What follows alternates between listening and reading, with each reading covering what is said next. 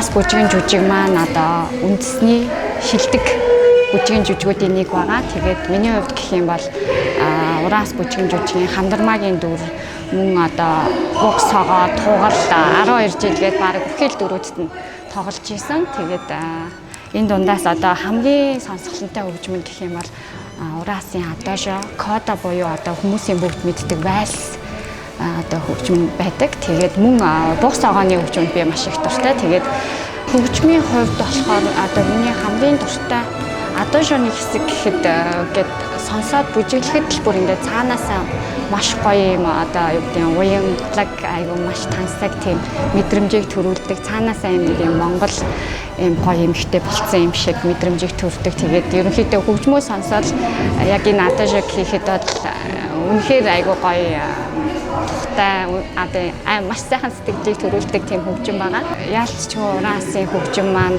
үнэхээр үндэсний шилдэг одоо бүтээлүүдийн нэг байгаа. Энэ хөгжмүүд маань бүгдээрээ энэ пянзанд орсон байна. Тэгэхээр одоо пянз сонирхдаг хүн болгон энийг заавал сонсох пянзнуудын нэг шүү гэж хэлмээр байна.